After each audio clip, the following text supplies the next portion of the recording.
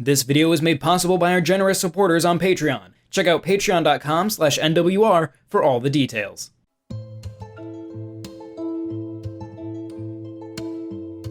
There is a place where the lost embers go. As their light begins to fade.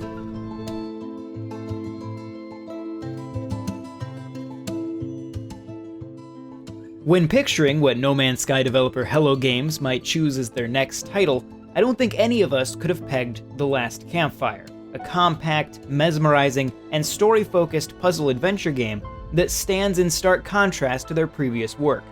However, it is precisely The Last Campfire's place as an unknown that immediately drew me in, and once I was in, it was bittersweet saying goodbye. The Last Campfire tells the story of a lost ember in a strange place, just trying to find their way out. Ember, a name that seemingly refers to both the individual and their kind, will encounter Forlorn along the way. These are other embers who have been overcome and lost their hope along the path out of this mysterious place. By making contact with them, Ember can hear their anxieties and help them work through a puzzle to bring back a literal spark of hope. Once revitalized, these embers can return to one of several campfires, which act as a sort of path leading the embers forward. Gameplay in general feels a bit like one giant Zelda dungeon. Each room presents new puzzles as you search for the forlorn embers and new campfires. A ghost is present at each campfire who will tell you how many forlorn remain in the area, as well as give you clues to finding them. All forlorn must be helped before you can proceed. In addition to the forlorn embers, you'll also meet other inhabitants of this world. They can be helped as well, and will aid Ember with items needed to solve puzzles. Ember's abilities are fairly limited, especially at first. They cannot jump, and merely interact with items by pushing or picking things up. Eventually, Ember gains a horn that they can use to manipulate metal objects from afar. This ability is used to great effect for a variety of puzzle elements. For example, early puzzles will have you rolling cubes onto switches. Later, these cubes will need to be stacked by dropping them off platforms. Further in, they'll have a torch on one side of them that needs to be protected from the wind. Some are only solid on one side, and will require careful consideration in order to get them right side up so they can be used as a bridge. There are many more elements than these cubes, of course, and each is used in a startling variety of scenarios that seem to never repeat themselves in quite the same way. Every puzzle is something new, and never overstays its welcome. A narrator carries the entire story of The Last Campfire. The passageway was dark and eerily silent. Ember wondered why the dam had been blocked. Each character is voiced by her, in addition to every action and scene description. There is a storybook quality to the presentation that, for the most part, works extremely well. I did notice towards the end of the game that the narrator would occasionally cut herself off during cutscenes. It was as if the timing allowed for the voiceover wasn't quite right. The only other significant hiccup I encountered was a moment towards the very end where some characters and environments loaded up where they shouldn't have.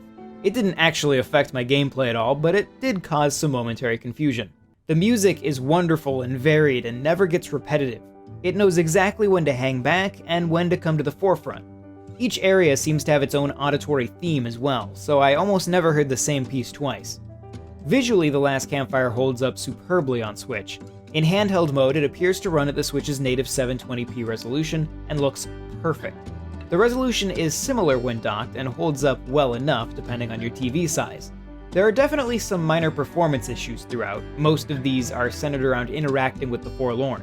When doing so, Ember transitions to an entirely new map, and quickly loading this new environment seems to cause some stutters. However, at various points throughout the map, I'd also encounter a brief pause, presumably tied to loading as well. As there is no combat or strict timed events in The Last Campfire, neither of these are much of a problem in the grand scheme of things. The Last Campfire carries with it heavy undertones of sadness and loneliness. The exact details of its world and characters, and even the nature of its ending, are somewhat left to player interpretation. Undeniably, however, there is a theme of dealing with depression and isolation. There is a common trait among the forlorn of becoming lost when they were alone and just needing Ember to listen. The current real-world conditions of pandemic, quarantine, and separation will no doubt cause these themes to land even harder. The Last Campfire's themes of being willing not only to ask for help, but to listen to those who have, are incredibly important. I wanted to play The Last Campfire because I was curious what Hello Games could do with this type of game. What I found was a story that I needed and a game that I didn't want to put down. You'll likely pull some of your own meaning out of The Last Campfire's world and characters, but it is a meaning worth looking for. Beyond its narrative value is an excellently designed puzzle adventure that manipulates a few simple mechanics in an incredible variety of ways. The Switch version does have some performance issues, and wasn't without an odd glitch or two, but these were momentary setbacks in a wonderful journey. While the entirety of The Last Campfire only lasts around 5 hours, it is an adventure you're unlikely to forget anytime soon. This video was made possible by our generous supporters on Patreon. Did you know that Nintendo World Report is funded directly by fans like you? When you support Nintendo World Report on Patreon, you get immediate access to multiple exclusive podcasts every month, exclusive Discord channels, an early look at select content, and more, all for as little as $1 a month. Check out patreon.com/NWR for all the details.